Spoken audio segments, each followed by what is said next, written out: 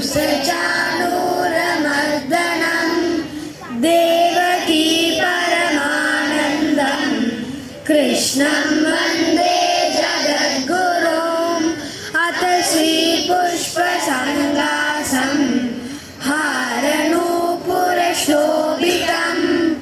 रत्नकङ्गनकेयूरं कृष्णं वन्दे जगद्गुरुम् कुटिलालकसंयुक्तं पूर्णचन्द्रनिभाननं विलसत्कुण्डलधरं कृष्णं वन्दे जगद्गुरुम् मन्दारगन्धसंयुक्तं चारुहासं चतुर्भुजं पर्हिपिञ्चावशूडाङ्गं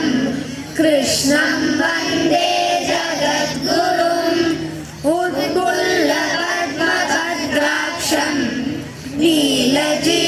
नीलजीमुखसन्निभं यादवानां शिरोरत्नं कृष्णं वन्दे जगद्गुरुम् उद्बुल्लिकेलिसंयुक्तं पीताम्बरसुशोभितम् अवाप्ततुलसीगन्धं कृष्णं वन्दे जगद्गुरुम् गोपिकानां कुषड्वण्ड कुङ्कुमाकिलवक्षसं श्रीवल्लभेश्वासं कृष्णं वन्दे